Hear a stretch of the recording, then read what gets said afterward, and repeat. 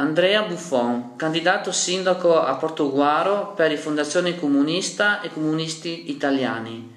Perché un elettore di sinistra di Portoguaro dovrebbe scegliere Andrea Buffon come sindaco di Portoguaro e votare Rifondazione Comunista anziché una delle 7 liste che appoggia il candidato sindaco del centro-sinistra Antonio Bertoncello? Ma la nostra scelta di andare da soli è dovuta al fatto che, nonostante le nostre reiterate richieste di incontri di coalizione col centro-sinistra dopo la caduta della giunta precedente, questi incontri di coalizione non ci sono stati per ridefinire il programma, quindi noi abbiamo provato a creare le basi per riprendere quelle che erano le file dell'alleanza che si era costituita per il secondo turno. Di fatto comunque noi abbiamo posto, penso in questi mesi, sul territorio, nell'agenda politica portoguarese, temi scottanti e importanti, a cominciare dal tema della biomassa, su cui insomma abbiamo fatto assemblee pubbliche per sensibilizzare la popolazione in maniera tale che nessun partito ne aveva fatti prima. E poi soprattutto insomma abbiamo anche posto questioni importanti come da ultimo quella della laicità e la difesa dei diritti delle coppie conviventi, che nessun'altra formazione, neanche quelle che si definiscono di sinistra, all'interno della compagine guidata da Antonio Bertoncello hanno mai posto all'attenzione della politica portoghese. Ecco, su questo tema permettimi di specificare meglio. Noi avevamo chiesto nell'incontro che avevamo avuto a gennaio che le politiche sociali del comune di Portoguaro, quelle che vengono accennate a pagina 19 del programma di Bertoncello, equiparassero coppie conviventi e coppie sposate, come peraltro grazie a una mozione portata avanti dalla Rifondazione Comunista in Consiglio Comunale a Venezia è stato fatto. A Portoguaro invece questo non è possibile, mi è stato detto, e quindi su questa cooperazione, che peraltro, ripeto, è stata già fatta a Venezia, non è possibile farla a Portoguaro secondo quello che sono i dettami del programma delle liste guidate Antonio Bertoncello.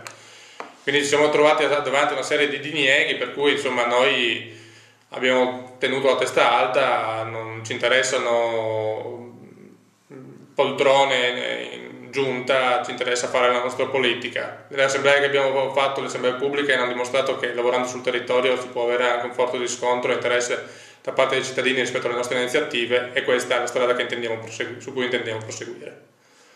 Non ritieni comunque che correre da soli e non mettendosi assieme al centro-sinistra tutto sommato comunque danneggi nel suo insieme il centro-sinistra rispetto al centro-destra?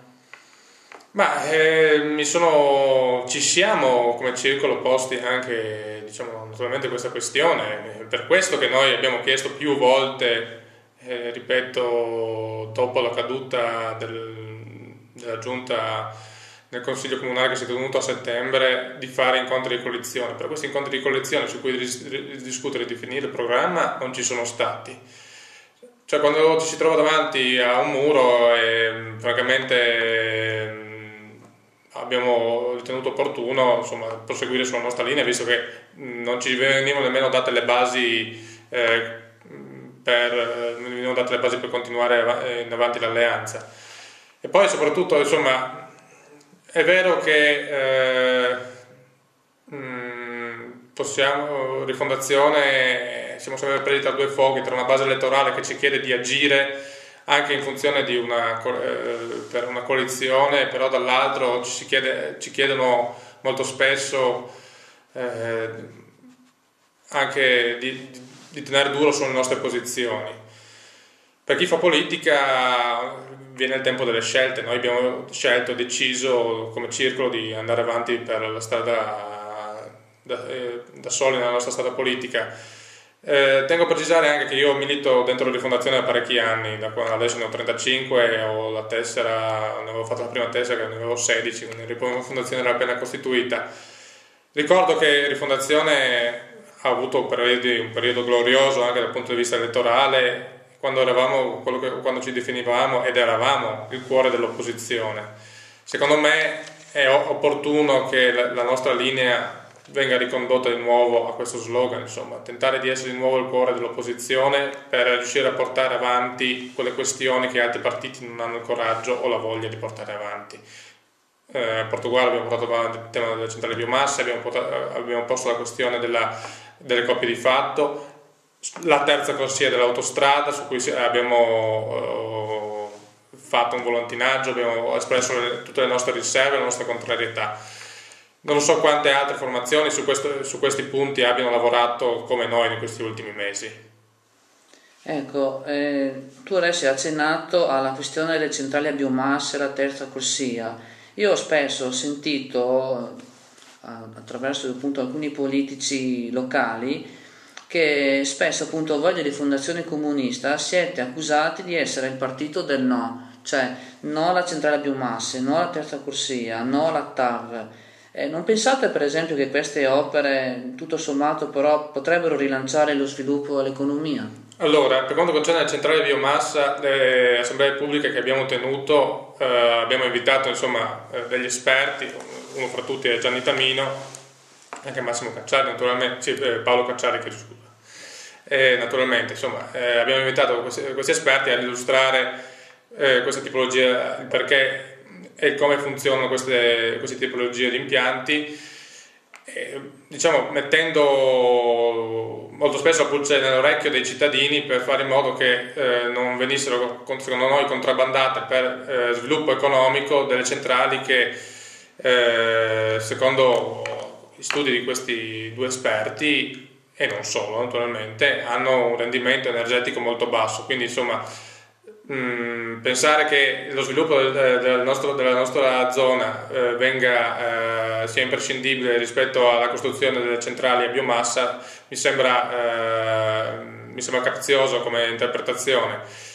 Per quanto concerne la terza corsia, io invito tutti a leggere il rapporto Pendolaria di Lega Ambiente che dimostra come gli investimenti riguardo all'asfalto, la costruzione di nuovo, siano estremamente preponderanti rispetto agli investimenti per quanto riguarda le linee ferroviarie, dimostrando che ancora una volta in Italia si predilige sempre e comunque il trasporto su gomma rispetto a quello su rotaia. Per quanto riguarda infine la TAV, ecco, stiamo vedendo tutti cosa sta succedendo in Val Susa. Sarà un'opera estremamente, anche nel nostro territorio, estremamente invasiva. Non ne va a beneficio dei pendolari, di chi fa strada ogni giorno per andare a lavorare. È un intervento estremamente invasivo per il nostro territorio che trasformerà il nostro territorio esclusivamente in una sorta di mega autogrill.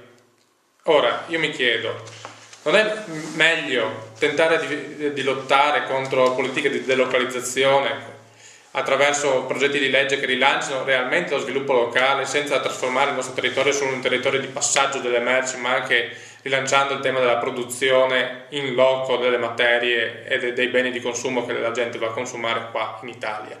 Penso ad esempio, un caso grosso è stato il caso del linificio.